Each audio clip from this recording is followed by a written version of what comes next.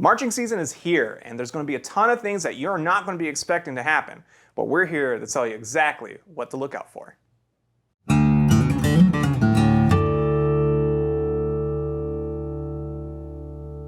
Hi, I'm Jason. And I'm Andrew, and don't forget to visit us at alamomusic.com where you can find all of your marching supplies and needs there. And please leave a comment just telling us how we did and everything like that if there's any other content that you would like to see. So today we're going to be talking about marching season. Marching season. Congrats, you made it. It's here. Football season is upon us, and there is a lot going on at once. Oh yeah. From summer band camp all the way to marching competitions and even stuff like region tryouts and all that kind of stuff. And it's all coming up at once, and there's a lot to organize. Tell me, Mr. Band Director, what's your experience in this world going on? Oh, with marching band, way too much. My experience is deep and narrow. I mean, when it comes to marching band, what it comes down to is you're going to go to all these football games, right? Mm-hmm. Then you have all these competitions. What are these competitions looking at? Well, that's the million-dollar question. It's broken down into really two big categories. There's the general effect number, mm-hmm. and then there's what I call the kid number. The how proficient the students are at marching, playing their instrument, hitting their drum, spinning their flag. And hopefully all that is good enough to have good general effect numbers, but that depends on the quality of the writing of the drill, of the color guard work, of the wind arrangements. So it's all pretty interconnected. Yeah, so when you're going into marching band, you're going to have like these different sections that are all going to be graded individually, mm-hmm. and that's all kind of just conglomerated into one overall average score, that kind of thing? It depends on the system mm-hmm. that you use. The UIL system does not have a general effect component. Mm-hmm. It's just, and you'll hear a lot of people talk about the strengths and or weaknesses of that system. Basically, that system is more, let's say, student focused mm-hmm. as opposed to really talking about how the show is designed, whereas a Bands of America or BOA system is weighted more towards the design side. Mm-hmm. I mean, there's no perfect system. Yeah. If we could meet somewhere in the middle, that would be the ideal place. BOA does do a pretty good job of equaling those things out, as opposed to an activity like drum corps, DCI, where it really is all about the GE score. Mm-hmm. So when it comes to all these parts putting together, what are the main things that are being looked at? So like when you go into marching season, right? Mm-hmm. You start with your summer band. You're either going to be playing like on the wood with like a woodwind instrument, brass instrument, doing like percussion and everything. Then you got your color guard, right? Mm-hmm. Which you're going to be doing most of the more theatrical effects, depending on the score, depending on the show.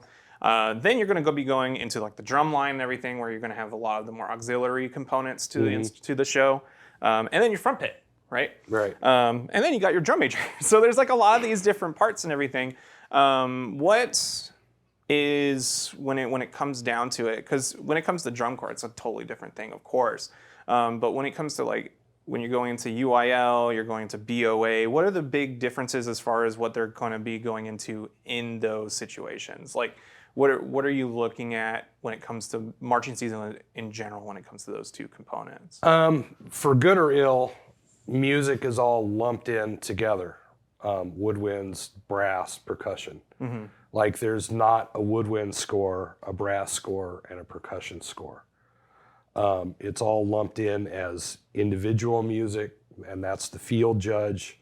There's an ensemble music judge, and then there's a general effect music person. So going from macro, how it's written, how effective it is, depending on the performance of the students. Mm-hmm. Ensemble music is Is it in tune? Is it in time? Are there dynamics? It's more about the performance of the music. And then individual music is somebody on the field sampling as much as you can. And I think they have rules now about getting on the field because it's a safety issue. But sampling as many different players as you can. Gotcha. And coming up with an individual score. So that's more about the performance of, the kid or the 3 or 4 kids that are right in front of a judge and sampling all that over time. Then up in the stands is where the ensemble guy is. Like, okay, cool, that's together and really nice crescendo. I enjoyed that. And then the GE guy is looking at everything, not just the music, but how it's supported with the color guards. Like, oh, really nice crescendo and accented really nicely with the color guard. Yeah. So they're looking at the global package. With UIL, depends on the judge. Yeah, It really does, because for good or ill, and I don't think I'm saying anything out of line by saying this, I mean, you have what's called ordinals, like where that judge placed them in the contest. So let's say, and this happens all the time, the first place band, right? There's 5 judges. They'll have, like, somebody said, that's the best band I saw today. Somebody will say, that's the 5th best band I saw today. And somebody else will go, that's the 19th best band I've seen. So you look at those ordinals and it looks like alphabet soup. Gotcha. Like, Okay. it can be just all over the road. And, unfortunately, those are the numbers that dictate if you move on out of your area to, what is it, region?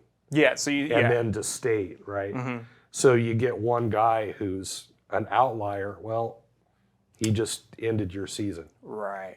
So when what's the idea? What are you getting out of when these kids are getting all together and everything like that? They're practicing hard and everything, and they're going to these UIL competitions. What is it that the school is getting from that? Is it just the spirit of the competition? Is it just getting that? Is there anything else happening? Ideally, at least my philosophy to it, and I think most people would tell you that are successful competitively with it, it's not about the competition. It's about the performance experience that the kids are getting. Yeah. People who usually put the competition thing first are really playing a pretty empty game, because you have 20 bands, you have 19 people that are losers. Right. Right? Like, there's no such thing as, you're going to lose way more in marching band than you will win. Exactly. So the kids' experience is so important to it and everything, and you see such a variety of shows. I mean, when I was in high school, we went from a show called Pasión Roja, where it was like this Spanish kind of flamenco style show and everything, to a Mayan Aztec show where we had temples on the field and stuff like that. So there's such a wide variety of shows. When it comes to those kind of shows, are there shows that usually can tend to do better or worse or something like that? What kind of stuff is usually better for what competition? Is there a real nuance to that? Or is it really just the ability to perform it to its best expectation? Ideally, it's the latter. With some judges, you will tend to do better playing more classical stuff, because that, I think there's a lot of judges who are more comfortable with that, as opposed to playing a more, let's say, a jazz style show. One of my big complaints about marching band is people steer away from a lot of pop music and a lot of jazz music, because your exposure to error in terms of interpretation is so much greater. Gotcha. Because if you're trying to play an authentic jazz lick, as opposed to, not casting dispersions on classical music, but there's definitely way more musical inflection and musical nuance to playing jazz and pop Right. than there is Dvorak. Right. Not that I don't love me some Dvorak, but it's just a fact. I mean, your exposure to error with 20 kids, presenting like even a pop tune, everybody's got to be exactly right. And those inflections are definitely a little more complex than most classical music. Gotcha. I mean, my senior year, we got to do a show. It was called something about our minds. I forget what it's called. But basically, it was this huge variation on one of Mendelssohn's symphonies the entire time. And it was a lot of that. But I never got to do that. But whenever I saw shows and stuff that had more of those jazz licks or more of those pop licks, it usually became something that was centered around like one of the good players and stuff. Right? Well, that's the key to it too, and that's something that people, at their own detriment, they don't design around what they have. I mean, it's the Duke Ellington principle. What made Duke Ellington was he knew the players he had, and he wrote for those players and knew how to push those players. Right. I don't know that people do that enough with their high school programs. And when you're dealing with 250 kids, like, I get it. Oh yeah. I mean, when I was doing marching band, my marching band was tiny. So I did have the flexibility to pick our programs based on, well, I got 2 really killer flute players. What can we do with that? I got 2 really good flute players. I have a guitar player who's just crazy good. What can we do? Well, let's do a Dream Theater show and feature, his sound. And with these 2 flute players, let's do a ballad from one of their albums. And, that's how we put our show together. But it was the first conversations about what we were going to do was what we had. Yeah. Because I didn't have 250 kids. So we had to be clever and creative with how we put stuff together. And we were one of the first groups out there, and I took a lot of grief for it, to put kids in costumes. Now it's the standard. Oh yeah. But at the time, and this was in Colorado, people pitched a fit. Well, they're not in uniforms. No, they're not. Right. Here's why. What's the problem? We're doing a show. People are clapping. Yeah. People are digging what we're doing. And good judges loved it, and some others didn't like it at all. Right. Well, there's always going to be an envelope to push, right? Or not even an envelope, but pushing the boundaries of what you can and can't do. And well, and that's why you shouldn't put too much stock in what you're going to get for a number. Exactly. You're just setting yourself up for woe. Right, exactly. Especially in like a creative output like this, and especially when it comes to the kids.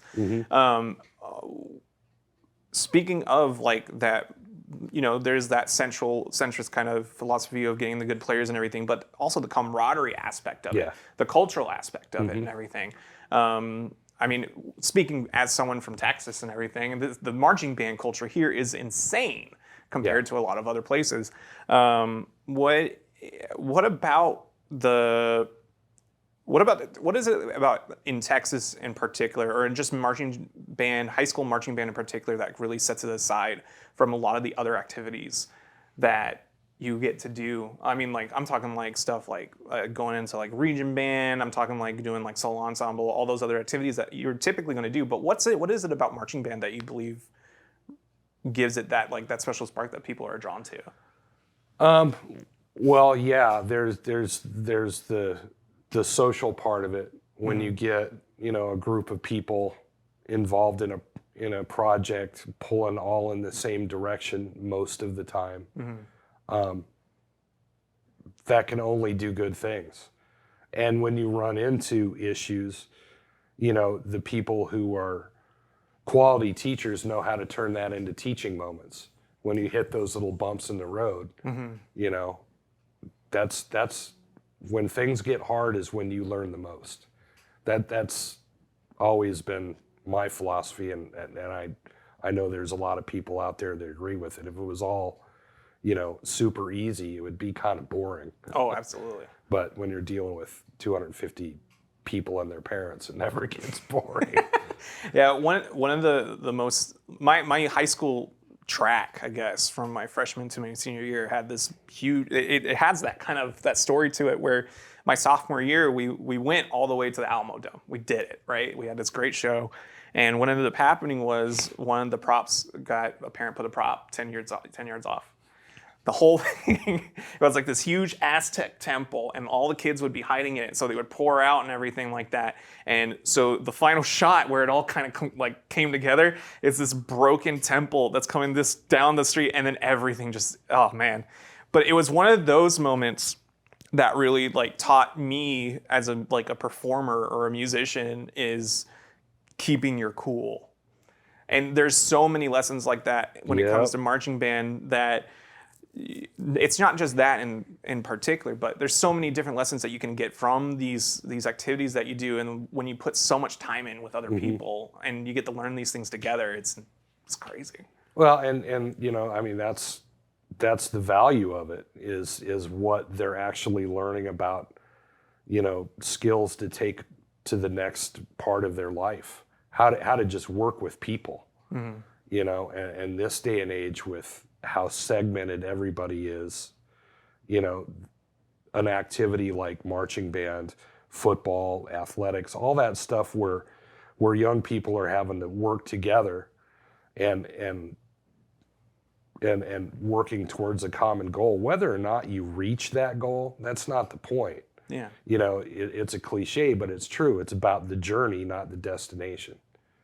And people who approach it that way are successful. Maybe not successful in terms of placement and scores and winning games or whatever, but they're successful in building the kind of people that, you know, are going to contribute when they go to college, when they get out of college, people who are going to contribute to society. And I mean, that's the goal of education, allegedly. Right. Well, I can say without a doubt that marching band is definitely a huge contributor. If you're partaking in it now, if you're a teacher, whether or not you're an outsider to it, or maybe you're a parent that's kind of watching it from the outside, there's so much to get from it, and I hope this at least gave a little bit of a glance into what's to come. Please remember to visit us at alamomusic.com. We have all the accessories and things that you're going to need going forward. Leave a like on this video. It helps us out in the future. And if there's any other kind of content or any kind of reviews or subject matter that you want to see, let us know. We'll be more than happy to talk about it. Well, thank you so much for your time and have a wonderful day.